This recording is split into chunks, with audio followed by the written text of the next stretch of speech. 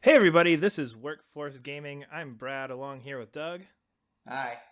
So this past weekend was like mini E3 It between the was. Game Awards and PSX. So we're not going to talk a lot about the Game Awards just because we're not.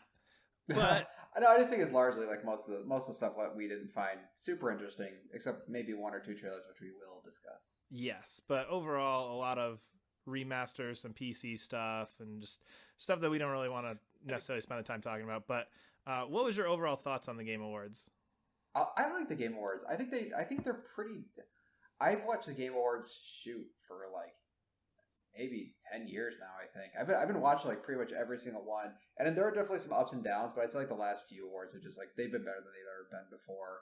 Even if you don't like some of the advertising stuff they have, like I promise you, this is so much better than anything we've had before. Especially like when Spike was still doing them. Oh my Yeah. god. Yeah, I think it's more of an upward trend. I think Spike Mhm. started out good and then Spike tanked and then Jeff said, "I'm going to do this myself." And it's been good ever since. Like the past, I think this is Yeah. his third that he's done and those have all been great and I think the way that they handle announcements and the way that they handle the awards just works out really well. And this one in particular really had that like real thing feel to it. Whereas I feel like in the Hmm. past it's kind of been like, oh yeah, this is just kind of this is our little Twitch and Twitter and YouTube little fun thing that we just do on the side once a year. But this felt much more like a major production.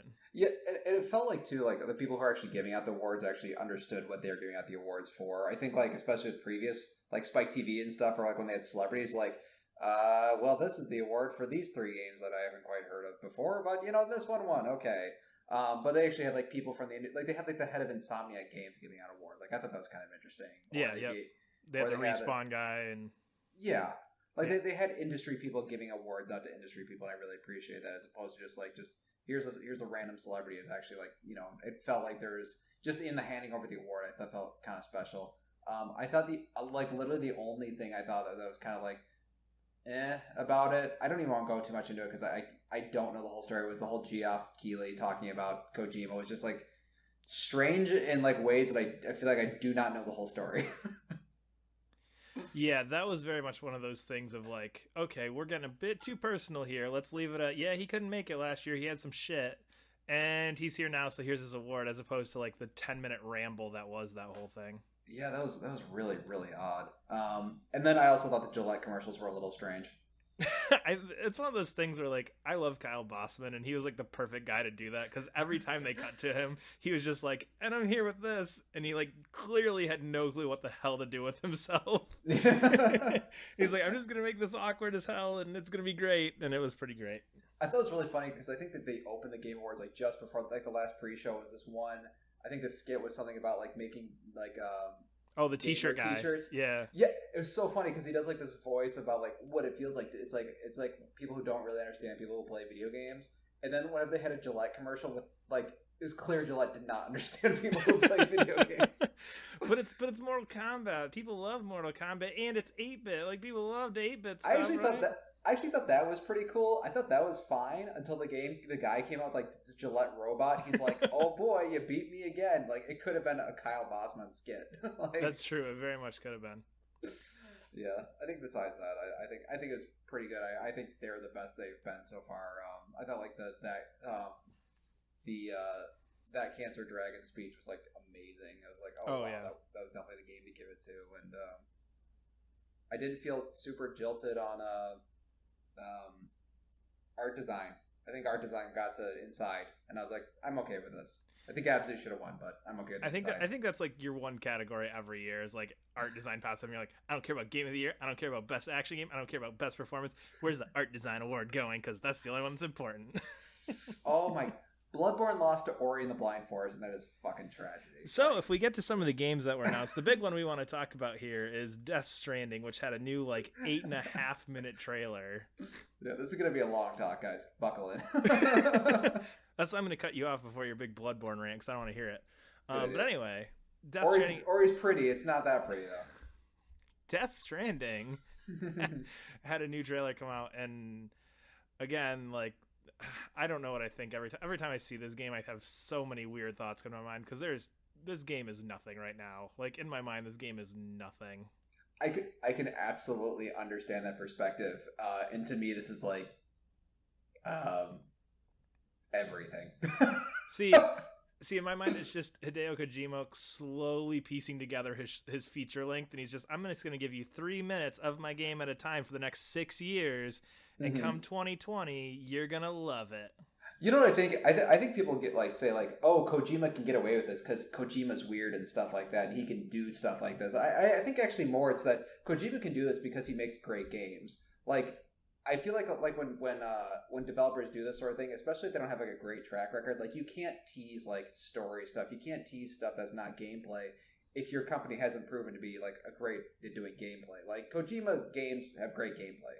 That's always like a given. True. Yeah. So I think it's okay that he can give away like doing these like very like weird, goofy trailers, which I absolutely love. I thought the trailer was fantastic, and I love that trailer too. But knowing that this game will be at the best, and this is like a huge if 2018, probably 2019 at the earliest. Yeah. Like the fact that this game is 3 years out and we've already seen 2 like 10-minute long trailers is an issue to me. Like I don't want to see a new 5-minute Death Stranding trailer every single conference for the next 4 years, because it's going to get to that point where by the 5th one it's just like, okay, yep, here's Death Stranding again. And obviously a very different situation, because obviously this is Hideo Kojima, this is a huge game, but it's going to get to that No Man's Sky thing of like, well, this isn't what I saw 6 years ago. You know what I mean? Yeah. And I don't want a game like this to be there, because this game's going to be amazing. Like, this is a game that you could show me a trailer for and say, yep, it comes out in 3 weeks, and I'm still just going to be just as excited as if I've been waiting for 6 years because of where it's coming from and because I know what's involved with it. So I don't feel like it's something that we need to keep seeing trailers of. I think it's more of just one of those things where it's like, just go work on your game, come back. You know what? We know what you're working on. We know it's going to be weird as shit. You showed us that at, what was it, E3 or PSX last year? I don't remember which one it was. But you know what? Or yeah, it was this E3, wasn't it? Yeah, it was actually. Yeah, it would have been this E3, because last year was when he was still fighting all the Konami crap. So yeah. Like, you showed us 6 months ago what your game's gonna be. Like, leave it there and let's move on with our lives. And you can come back in 3 years and show us the beautiful masterpiece that I'm sure you're making. See, I can completely understand that perspective, but I think this was a great way to. I think it's just a great thing to show that, like, hey, Kojima's going to do something very, very weird and very different, and it doesn't matter to me. Like, I understand what you're saying. It's like, yeah, this game's gonna be in development forever, but it's not like you're seeing the same trailer, just kind of what you. I mean, I say at the very least you're seeing it in engine. Like, we're not just seeing a CG trailer. Like, we're definitely seeing them doing at the very least engine test. And to me, that's more like, I hate when I watch like Kingdom Hearts 3 stuff, and it's just like a really just non-specific like snippet of gameplay that we see like once every like 2 years or something. It's just like, oh, that's not even good. It's not even good gameplay like for Kingdom Hearts 3. But this is like a very well directed, like at least a tech demo thing, and I can at least appreciate that. I mean, besides that, I mean, like let's talk about like the content of the trailer. I think that's the more interesting thing. I thought it was a great way to announce that like Guillermo del Toro's on board.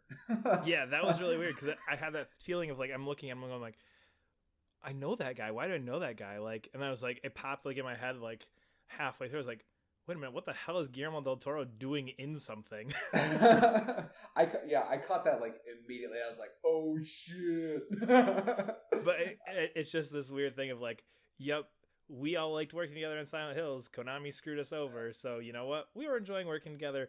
Let's make this weird, crazy new thing that's not going to be anything you've seen before. I think my thought on it, I think mine was like, Konami says something effective like, we're canceling Silent Hills, and everyone else is like, no, you're not. Good try.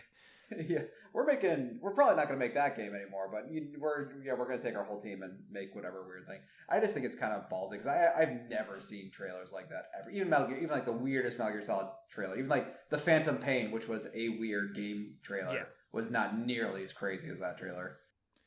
Yeah, and again, I think it's all showing off the tone of this game, which again, it's going to be great. It's going to have an awesome story. It's going to be weird, and it's going to be out there.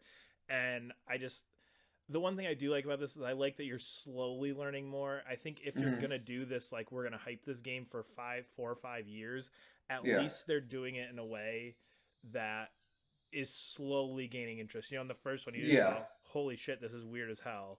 This one, you've got, okay, this is weird as hell, but now I've got a little more context. We know a little bit, we see a little bit more of this universe. And at least if you're going to do this, slowly build this universe to the point where, okay, we have these subtle hints, And then, a year before game is where you do the big blowout of here's what everything is, and here's where all these pieces kind of come together, and you get more of that full level concept of a story, more so than now there's something to do with babies and military. That is true. I actually didn't think about that. Like, I think your first complaint was something along the lines of like, well, they can't keep showing this trailer for 5 years. I think they're planning on showing this game for like 2 or 3 years. Yeah. So like they're creating like a marketing scheme as such, instead of being like, here's what it is, and then we're not going to talk about it forever. It's like we're just going to slowly drip, drip, drip, drip, drip, drip, drip. Mm-hmm. And but it's good drips. And next time, whatever other actor is going to walk out on, or is going to come out in the trailer, and okay, well now this is the character that you're playing. Yeah, and you've got, Guillermo del Toro, who maybe he's a side character, and you've got Mads Mikkelsen, who's doing his villain thing, and then now we're going to show you this new main character. So it's, I don't know, I guess if you do it that way, I'm more okay with it, because again, it's that slow feed of information. Yeah. And it's not that, here's this crazy over-the-top, trailer with all the set piece moments. Oh yeah, no, here's a character trailer, and it's building, which I think could work out well in their favor.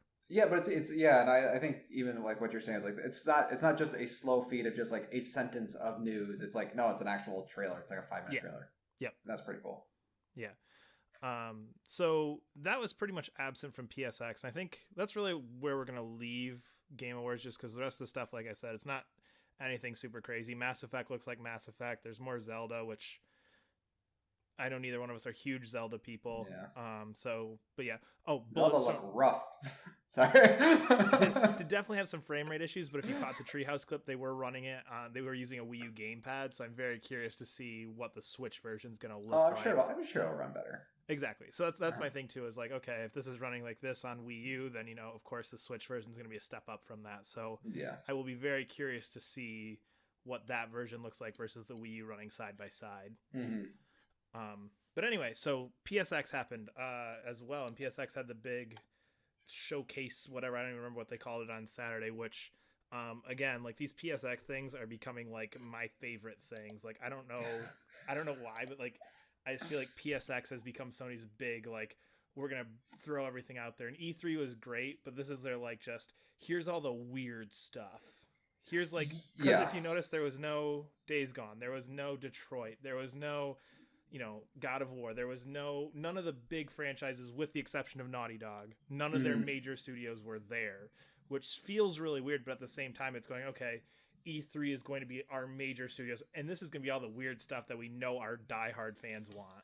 Yeah, it's kind of weird, because, I mean, that stuff is usually saved for Gamescom and Paris Week and whatever other, like, minor ones. Because I think even, like, Little Big Planet was announced at a Gamescom, not an E3. But now, because they skipped those, you just have like a whole conference of weird. Which is cool. And I kind of almost like this better than the like, oh yeah, we're going to get 2 announcements at Tokyo Game Show. We're going to get 1 at Paris, and we're going to get 2 at Gamescom. This, it's like, nope, you get the big ones at E3. You get the little fun ones at PSX. Yeah, and then some weird Japanese stuff at TGS occasionally. Yeah. That we may or may never see. Yeah, exactly. So we'll kind of go through this one a little bit more slowly, because I think this is where I think the stuff that me and you are most interested in popped up more so than at the Game Awards. So yeah, of course. Yeah, so the opening thing from PSX, that entire trailer, I'm sitting there going, what the hell is this? And I think we were typing back and forth, because as soon as I saw it, I was like, oh, this is Uncharted 4 DLC. And that was your first thought. And then as you're looking at it, you're like, that's not like, it's none of the major characters here. Like, what's going on? Mm-hmm. It's such a weird like setting that you're looking at that doesn't fit with Uncharted, that my mind slowly shifted to, oh, maybe this is Last of Us and that's Ellie hiding in there. Mm-hmm. And then it was like, okay, but this doesn't really even fit The Last of Us either, just because of some of the technology pieces you're showing. It was just such a great trailer to build to what it did at the end, with the reveal of the Lost Legacy Uncharted. I'll disagree with you. I don't like Uncharted, so this one actually struck me a little bit different. To me, I didn't recognize it because I was like, this is so generic. This could be about 4 or 5 other games. But looking at it, it was clearly the Naughty Dog engine. Like I get that, but I mean that easily could have pulled off her mask at the end and been Laura. I'd be like, yep. That's true. I did see a couple like of the live blogs where like, I'm pretty sure Microsoft basically owns Tomb Raider, so I'm pretty sure this isn't Lara Croft, but it might be. Yeah, but it's just like it was just kind of like I was like, oh, it's Tomb Raider now in the Middle East in a war zone. I don't know. Like I can understand. I think it's cool that it's Chloe because I think she was not in Uncharted 4 and she was like a major character in 2 and 3, and that's kind of weird she wasn't in 4. I think it was kind of cool that it was not Sam. I think everybody's expecting it to be Sam. Yep. For a number of reasons. And I don't know. I think the idea of it is interesting. I just I know you're not big Uncharted. You know what's really weird is like this honestly, like this honestly the whole PSX, like it just felt like really cool announcements for other people that just kind of fell flat for me just because I do not really like those franchises. And it's not because it was a bad trailer or anything, it's just I just don't like those franchises. I think it's really cool that they're making a whole DLC around Chloe and Nadine. I was like, that was weird. I like Nadine a lot. She was my favorite character in Uncharted 4, so actually, I'm interested in this for sure. I think it's interesting. I did like they at least did a slow roll and they didn't immediately reveal that it was Uncharted. And definitely didn't reveal it was Uncharted till the very very end of that trailer. Yeah, and again, like even like halfway through in my mind, I'm like, there's Uncharted 4 DLC, and The Last of Us 2 is in development. Like, a part of my mind almost switched halfway through to like, is Naughty Dog like working on something new? Like that would be cool. And I was like, oh yeah, no, okay, it is what we thought. And that's what I felt at the end. I was like, it wasn't like Uncharted. It's like, oh, yep, that's Uncharted.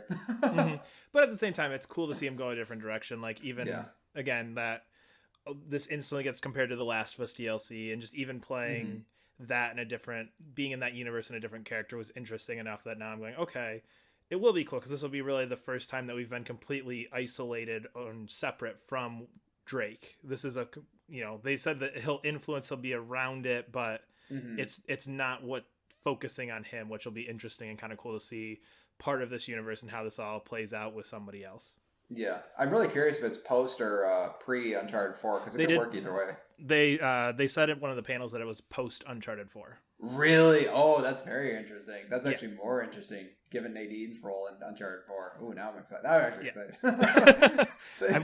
I believe Druckmann said that at the Naughty Dog panel at PSX.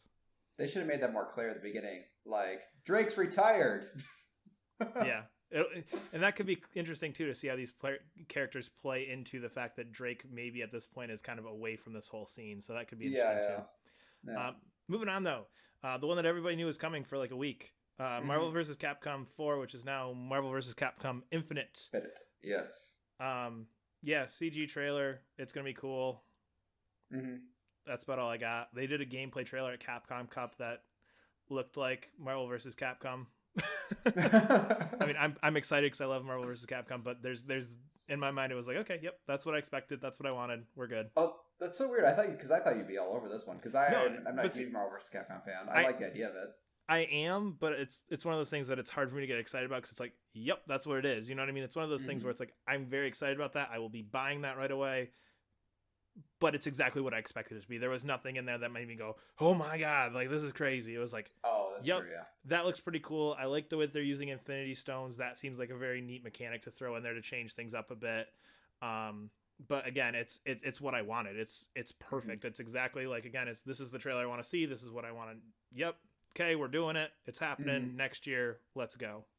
You know, the thing actually I really appreciate that it seems to be a really controversial decision is the 2v2. I'm actually really excited for because literally the only reason I don't have Marvel vs. Capcom 3 currently and just like will not touch it is like I do not have the time or energy to learn 3 characters or learn 20 characters before I settle on my 3 and then from those 3 figure out change between the 3 because right now it's like 2 characters. I can probably do that. And see, I have to agree, and I know that's one of those weird things that people are irritated about, but again, as somebody like I have played all of them, have owned all of them, loved all of them. It's nice to see it go a slightly different direction. As always, I like changing up some little piece there, and again, like you said, that the roster is so gigantic to begin with that cycling through all the characters, and then okay, now I need to find 3 that I can actually learn. As opposed to, Street Fighter 5 where it's just, okay, I know my 1, or maybe I know my 1 or 2. 2, yeah. This, it's, okay, you know what, I can find my 2 or 3, and I can just kind of flip in between those couple, which will be nice. So I like that decision as well. Yeah, I'm actually surprised you like the gem system, because I think people are freaking out because the Tekken Cross Street Fighter, whichever way that goes, Street Fighter X Tekken or whatever system that had like these weird gems and stuff.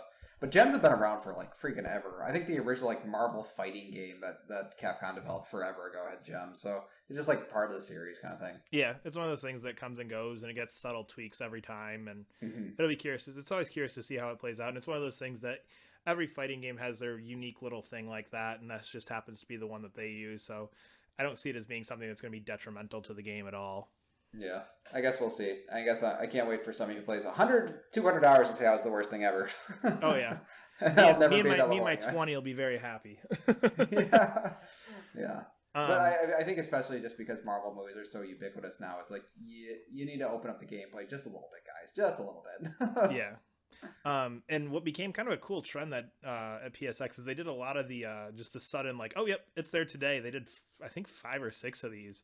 Mm-hmm. One of them being Ultimate Marvel vs. Capcom 3, which got released for I think like $20 or $25 that day on PSN. So just again, those cool little things are always nice to see. Just the surprise announcements. Yeah.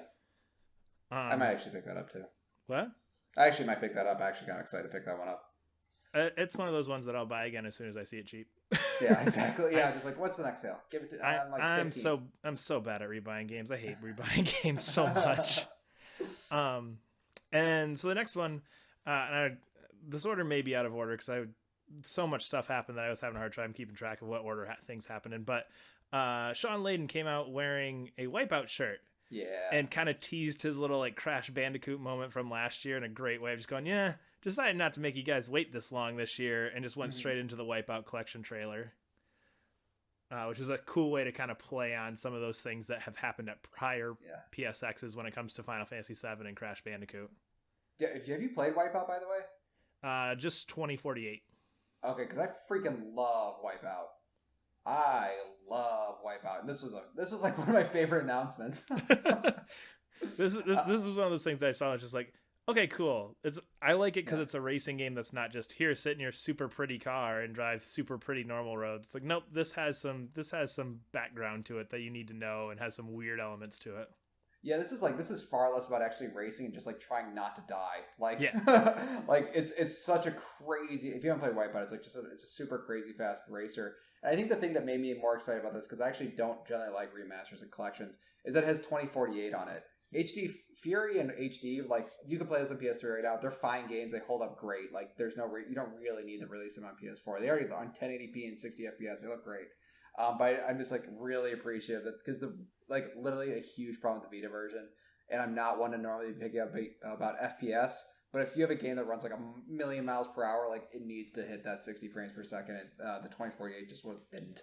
So I wasn't excited until the 2048 popped at the end. I was like, oh, now I'm going to get it because I wanted to play that game in those sort of level graphics and at that speed, and it's going to be a better game because of it. So yeah, play Wipeout. Sure. The game's awesome.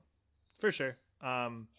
They continued their going back to the day thing several times here, going back to the old PS1 and PS2 eras things here. So we got the official announcement of Crash, which I don't remember the fancy name because I forgot to write it down, but it was the Insane Collection. Oh, yeah. It's got a dumb name. Very dumb name, but you got Crash 1, 2, and 3 back, and it looks pretty good. Yeah. Looks like Crash. I think everybody's satisfied with that. They're like, yep, you did it. That's good. That's fine. I don't think anybody... Yeah, at this point, that's one of those ones that's been teased so much that it was like, didn't screw it up. Good work, guys. All right. Release that. We'll all buy it. We'll all be on with our lives there. Yeah. You know what's kind of weird though is like kind of this whole thing with sort of PlayStation. I mean, the only thing I have to say bad about the Crash collection is I think collections and remasters and remakes of games work really, really well if there's something that the technology can say something new about it. Kind of like Ratchet and Clank, like that remake was like incredible. Like that used the technology and used all of like 10 years of Ratchet and Clank games to go back and then like reinvent the first one. And I think the Crash collection, like it's a very one-to-one translation with really good graphics, which is great. But like there isn't 10 years of Crash improvements. There's like 10 years of downward trends of Crash games. So like, I think the first games hold up enough. This is kind of unnecessary. And honestly, I'm just bitter it's not Ape Escape. Like literally this whole time. If we get really down to it, you have no problem with this, but I'd be much happier if it was Ape Escape. And you have no idea how much that when Japan Studio logo was coming up, I was like, it's gonna be Ape Escape. No, it's gonna not. be Ape No, Escape. it's not happening. Anyway, but yeah, so my thought with this kind of goes the same way. I literally just within the last 2 years replayed Crash 2 and Crash 3. Yeah. Just on the PSN Classics. This was one of those things I saw sitting there and went, oh, you know what? People are talking about new Crash. Crash was a good game. I should try that again. And those games hold up incredibly well for being, 20 years old in for I think the first and second one. I think the third might be a bit newer than that. But, being around 20-year-old games, those games hold up incredibly well. Mm-hmm. And you're exactly right that all this is just a facelift for it. That's all it is. We made it prettier and you can play it on your PS4, which I don't know. Part of me likes the idea of, eventually when Sony kind of consolidates all of PSN into one thing of just, every Sony console I can play any game I want from Sony's library will be great to get there. But it's this slow trend of getting there of, okay. And, one of the next ones was now you've got Parappa the Rapper and he's back and you've got Loco Roco and you've got Patapon and all these other games. Like, it's just this slow feed of like, yep. Okay. That Loco Roco announcement was amazing. I'm pissed that for some reason Loco Roco wasn't the headline there because I freaking love Loco Roco. Like, it was literally just like, look at this game's coming and here's our trailer and the demo's available. Also Loco Roco. I was like, that's not an also. that's you don't also that. Like that's the good one. I guess we should we'll probably skip over some of the stuff like RE7 demo updated. Okay, that's cool. Do you want to talk about that? Because you actually played in VR, didn't you? Yeah, it's great. Is that all I have to say? If we're not going to do another video, I could talk for 5 minutes about why it's great, or we could do another video later. But quick thoughts. It's awesome. It is intense. I'm not one that gets super lost in world, so I didn't have this like crazy over the top reaction. Like that's just not the way I feel about games. Like it was intense. It gave me that like there's a couple just of pushing open the door in the new area of not knowing what's there. I actually just ran through the old one in VR just to get my feel for it before I wanted to go into the new area, just to kind of go, okay, I feel how this plays in VR because I wanted to kind of experience that new area in a different way. So I ran through the normal area, which was fine, but going through that new area and just going, okay, I don't know what's in this door. It's definitely a very like nerve-wracking experience because I decided to be a little pathetic. I decided this is the first time I haven't done VR with headphones. Like, my wife's gonna come down here and I'm gonna be like, she's gonna be like, hey, and like tap me on the shoulder. I'm gonna like fling an arm and smack somebody, and I didn't want to do that. So I was like, I'm gonna play with no headphones. But it's great. The gun works very interesting in VR. It's gonna take a long time to get used to that. But overall, the feeling's great. I don't know if I'll be able to play the whole game in it just because it is so intense. And if this is a 15 hour game, it's going to be one of those things where it's going to have to kind of go in and out because I just don't feel like I want to have that feeling for 15 hours of like just dread. Like, I don't know if it's something that can sustain that length. I could see. Yeah. I think it's like, well, yeah, I can absolutely say I find VR just intense in general. So I will never play this game for free, for anything but free. Like, I'm not excited to buy that thing. That's insane. Why would you do that? It's ridiculous. Yeah. Anyway, no, I'll try the VR stuff too. I'm curious because I did like playing through the demo originally, but man, I do not know if I can handle this stuff in VR. Yeah. But anyway, Last Guardian trailer, that's happening soon. Nothing super crazy there. It comes out this week. I don't really feel like we need to talk about that. No, I'm hopefully going to be reviewing it, so we'll see. Yeah, there you go. Knack 2, because why the hell not? Because there's so many other Japan studio games that she's done. Could have been Puppeteer. Could have been Ape Escape. Anything. Could have been anything. Another VR Playroom 2. I would have taken that. Anything. Literally anything. Yeah, that was kind of embarrassing. How'd you feel with the Parappa the Rapper? Just real quick on the road, because I know we kind of joked about Loco Roco, but we actually we both played the Parappa the Rapper remastered, and that actually made me a little less excited about the Loco Roco one because it feels like they really did not remaster the game. They remastered very specific sections of the games. Yeah, it feels very half-assed. Oh, I don't want to say that, but yeah, I don't disagree. Like, like the opening logo is half in like standard def and half in high def. Like, it's real strange. Like, it's clearly like I am curious though, like because I think it's just the engine they got working, which is why Loco Roco and Patapon got stuck on that one as well. I feel like they're just able to read some old files or something like that because Loco Roco, Patapon, and Brap the Rapper all use heavily 2D vector graphics, and I'm wondering if it's all semi-related to some sort of engine they built just for releasing those games. Yeah. So starting to think off the top of my head, I couldn't think of any other games that would be similar to those series that we're probably going to see in the future. But yeah, I was kind of disappointed. I was pretty disappointed when I played that Brap the Rapper remaster because, man, it's like pretty much anything that isn't direct gameplay is like the standard def. Yeah, PS1 not pretty at all. Full motion videos. It's not great. But a sequel that I'm kind of actually super interested in, really happy is happening, is Ni no Kuni 2, which they showed a little bit more for that and announced that it was coming out next year already. And it's an action RPG. Yeah, which it looked very much like Tales gameplay, which I've been playing Tales of Zestiria lately, and I really like Tales gameplay, and it looked very similar to that. I was not interested in Ni no Kuni 2 at all, because I played the first one a little bit. I was like, can't handle this combat, too slow. And they showed that. I was like, hey, kind of looks a little bit like Kingdom Hearts. And I'm like, I'm down. Yeah, it looked really, really good. It looked amazing. And yeah, I'm really excited about that one. It looks like it has definitely evolved from the last one in a very, very good way. The first one I felt was kind of dry. Like I played maybe the first 7 or 8 hours and just, I don't know, just felt like it kind of fell flat. I loved the animation. I loved some of the art direction. I loved the way the game looked and the way the game felt, but just the story just did not pick up quick. And like you said, the gameplay just felt like something out of 10 years ago. That game is boring. Yeah, that was my nice way of trying to say that. 'Cause that's exactly what happened with that game. Is I was like, okay, I'm bored, and it was like that fighting through boredom. Like this is gonna get good, this is gonna get good, and it just never happened. Yeah. And Ni no Kuni 2, I was like, wow, shoot, action RPG, that looks cool. I'm good. Yeah. I'm so glad that like just general RPG gameplay started moving towards more actiony. Mm-hmm. I know some people really hate that, but I like it. I do like my good old turn based every now and then, but overall, like that's something I can handle like once every year or two. These more action focused ones, like okay, this can be a genre that I can play 2 or 3 a year of if we're gonna keep moving in that direction. Yeah, and it's not like turn based has gone away. Like I Am Setsuno is supposed to be really good, and Persona 5 is still happening. So yep. I was so excited for this announcement, so I want to talk about it because Yakuza 6 and Kiwami were announced. Oh my freaking god. Yeah, baby. I'm not going to say anything because, yeah, just go for it. You tell me when you're done. Yakuza is a series that should never have come to the US because it is crazy and weird and Japanese as shit. And it costs a lot it has about a dictionary's worth of translation that needs to go through. And Yakuza 6 and Kiwami were never supposed to come on the US. They were never planning to come on the US. 6 probably. Kiwami, no way.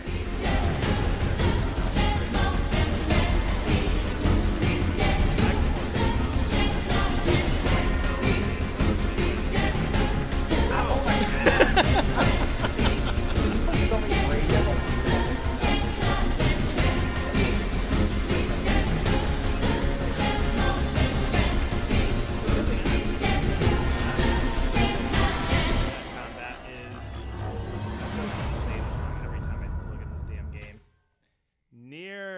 Automata. That was close. Yep. That game looks fantastic. Looks cool.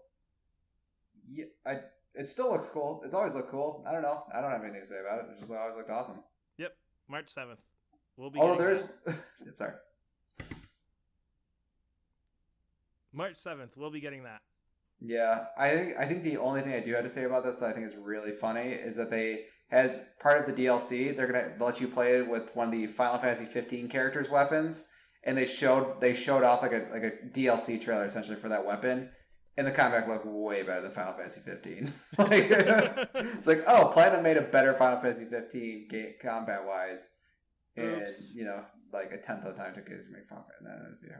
Maybe we'll review Final Fantasy 15. We'll see. I'm actually really curious. One of us will have to pick it up eventually, I'm sure. Yeah, I keep being lazy because, I don't know. Yeah. I'm too hesitant on it. Next one's another game that I really don't care about that you were super pumped about. So ready, go. Did you not like Oath and Felghana? I played like 2 hours of it and was like, okay, I know what this is. Oh, man. Ys is good. Ys is real good. If you haven't played Ys Oath and Felghana, if you have any Vita owners, need to pick that up immediately. It's called Ys Oath and Felghana. It's probably one of my favorite action art. It's probably one of my favorite games ever. And and then on that same engine, they had these series called Ys Origins, which is the first two games remade in the Oath and Felghana engine, and basically they're only on PC. And I actually was one of the people who did the hashtag whatever the making the list. And I actually bugged people about this one on Twitter for Ys Origins like 2 years ago. So what you're saying is it's your fault. I'm saying you're taking full responsibility for this. I'm saying I had a small part in bringing Ys Origins to Vita and PS4. Great. Honestly, that series is like Oath and Felghana is such an easy recommendation to just about anybody. I love that game. I've beaten it like 2 or 3 times. It's so much fun. I don't do that. That's a good game. Just buy Ys Origin like immediately. Yeah. Something I did get a chance to play, that was another one of their quick here it is now things, was Let It Die. Which oh my god. I am a huge Suda51 fan. I love his games completely, like all of them. And this was a free-to-play game that I think we both spent like an hour or two just kind of giving it a shot with. And this is a game that I feel like is way more geared to you than it is to me, because I think my only interest in it is for the Suda51 weird grasshopper stuff. Oh, yeah. And not the actual gameplay, because it's essentially a roguelike Dark Souls, which are two of my least favorite styles of games.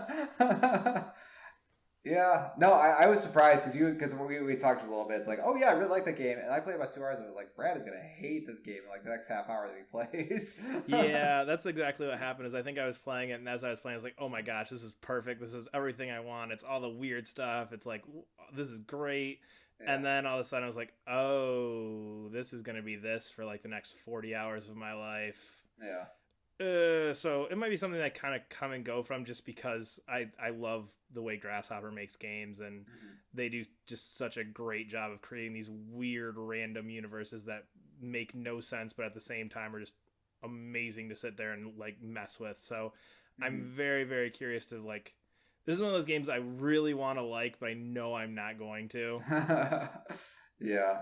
I think I can absolutely understand that, because it is definitely like, it's like a crappier playing Dark Souls. Like Dark Souls is hard enough with great controls. Like this is a worse playing Dark Souls essentially. Yeah, I'm not gonna lie. I literally ran around somewhere or another. I got a handgun right away, and I literally ran around just using the handgun, because like I cannot actually fight people in this. It's not gonna happen.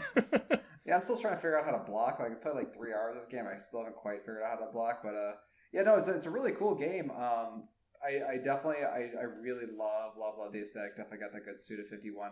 And this is probably the first like Grasshopper game I've played that's like, hey, this actually plays like pretty well. Like Grasshopper games are fun and weird. I would say their gameplay is never good. Like it's okay. It's serviceable. They can get you average through a game. At best. Average at best is a good way to describe their stuff, I think. Like yeah, it's competent. It's not distracting. I don't know. Killer is Dead is pretty distracting how bad some of the stuff in that game is. Yeah, I guess so. It was frustrating. Those boss battles were real frustrating just because it's garbage. Boss battles in particular, yes. The actual like just running around stuff, not so much, but boss battles, yeah. Yeah, but this one actually feels good. Like just the run around and fighting and stuff, like it feels good. Like I feel like I'm actually probably gonna sink a lot of time in this. There's some ugly, gross free to play, pay for stuff garbage in it though. Oh yeah. Well, we'll talk. I'm sure we'll do like an actual like real discussion about it. Maybe if I get a few hours in, I will want to talk more about it in the future though. But we'll talk about more of that in the future. Yeah, and this might have been one of the most disappointing parts of PSX for me was their VR section. Oh boy. Which consisted of Star Blood Arena and Ace Combat 7. Did you hear the bad news about Ace Combat 7? Yeah, that like the VR stuff is tacked on. Yeah, it's not like the full... It's not tacked on, it's just not the full campaign. So we'll see what that means in the future. It's going to be like Chapter 1, Chapter 2, Chapter 2.5, Chapter 3, 4, 5, 6, 6.5 is VR, 7, 8, 9, 9.5 is VR. And it's going to be all these like weird little things that, but because it's not going to be the pretty chapters. No, and that's the exact type of game that I think VR is designed for. Yeah. And just because having played VR for a bit now, every time where you're piloting something, those are the games that stand out as like being the most immersive, because that's what you're doing. You're just sitting and driving something, and it gives you this full immersion feel to it. So yeah, I don't know, like I was very disappointed to hear that. The game looks gorgeous. Like, I'm excited to play it still, but just that little piece that kind of like, that was like, oh yeah, that came out afterwards. It was like, oh yeah, by the way, guys, don't get mad at us, but yeah, there's a huge but too. I don't think it was totally unreasonable to think that like PlayStation's only flight simulator game would have VR integration to the entire thing. I don't think that was a crazy ask.